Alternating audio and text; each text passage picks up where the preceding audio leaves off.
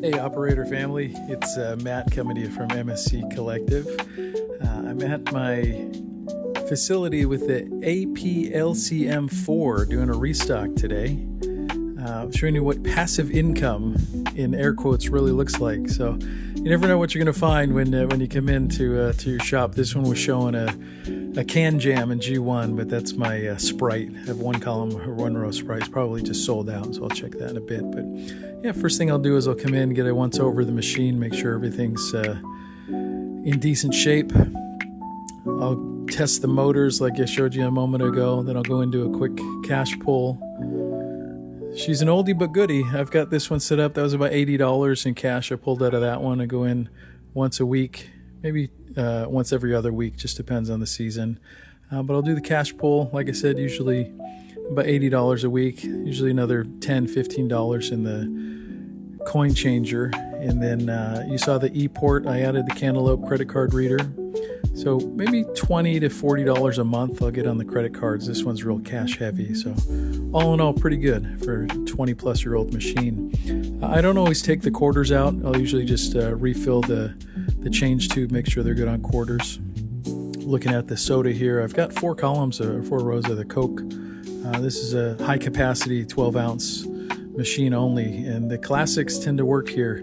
I may update here shortly to I have an AMS combo machine I may throw in here, but this one's still working. She's heavy. I don't feel like moving it right now, but I'll rotate the stock to make sure to put the older ones, the Coke that's been in there for a couple of weeks, down at the bottom. The lower 2 rows seem to move faster, and then I'll put the freshies at the top and fill her up. So I'll probably pull one of those columns of Coke and put 2 Sprite in there because the Sprite's been moving lately. Hit or miss on the Pepsi. I've got a couple rows of Pepsi. Sometimes it goes, sometimes it doesn't. I've got 1 row of Diet Coke, 1 of orange soda, and then some Mountain Dew. Diet Coke moves okay, but I don't like stocking too much because the Diet expires fairly quickly. But all in all, the classics do well here. Like I said, she's pulling in some decent revenue for visiting, maybe let's call it 3 times a month. There I just hit 5 to test vend. Got to be quick here, got to be quick. Yep, there's that Sprite. So there was no can jam. It was just saying that because she was empty. The chips do okay. I tend to rotate the selection. Right now, they keep cleaning me out of the hot Cheetos. So we're refilling the hot Cheetos. Fritos are moving a little bit. I pulled those out for a while. They weren't moving. And then one of the folks that work there, she asked if we can get the Fritos back, so I'm helping her out. Always nice to check in with the staff when you're doing a visit, make sure they're doing well, see if there's any questions, concerns, and sometimes they surprise me. I'm usually in the zone doing these restocks, and yep, see, there you go. She surprised me, caught me off guard. But I'm putting in the Chester fries are fine. I do the soups. You saw there that coil, the soup coil, that was a 5-place coil. There is a 6-place. I have a couple of them. And the 5's just more reliable. Some of the soups, they tend to get stuck or it just doesn't vend as well. So I'll go with the 5. Wintertime, I'll sometimes put 2 rows of 5 in the coil. Let me know if anybody's using the AP. I put the credit card reader on this one. I'm changing out the coils, changing the motors. I can give you a run through on how to update the EEPROM and the MDB. You know, if you need to put a new bill validator and coin mech in there, it's pretty easy as long as you know what you're doing. But let me know. Give me a comment if you want me to, one of my next videos, I can give you the run through on how to do that. Cookies are a big seller here. I like the cookies. I can't seem to find if they like the strawberry or the raspberry shortbread, the not shortbread, so I alternate. One of these days I'll figure it out. But the cookies, I'll tell you, I got those Boulder kettle chips. They last longer if, depending on how many machines you have. You don't want to keep too much stock and have it expire on you, but the kettle chips last longer than the regular chips. Cookies, the hot Cheetos, all those fried ones like that, like the Chester fries, they have a longer shelf life, so I like keeping those ones in there.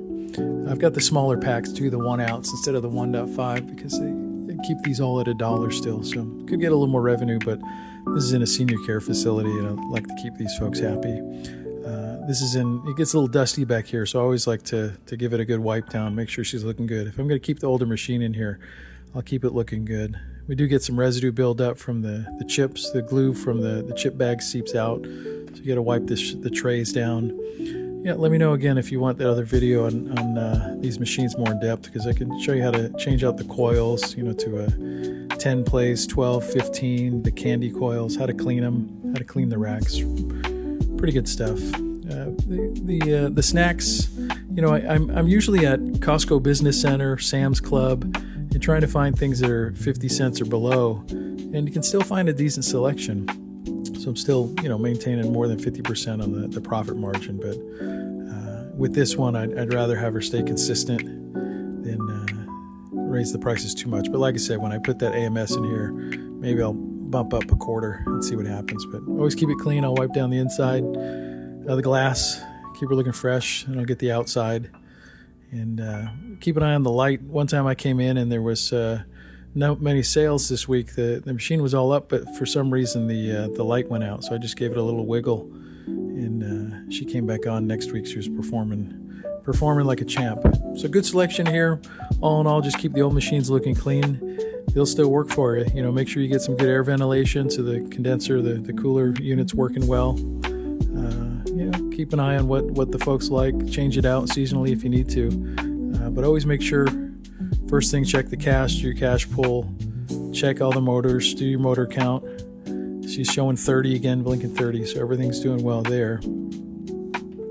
And, you know, on the outside, do give it a good wipe down on the buttons and the credit card reader and the, you know, the change drawer. Wipe down the vendor retrieve section, anywhere where there's some high touch. So there you go. She'll be looking good for years to come. Like I said, this one's been going for 20 years and still pulling in the cash. So give me a like, give me a follow. Let me know if you want some more.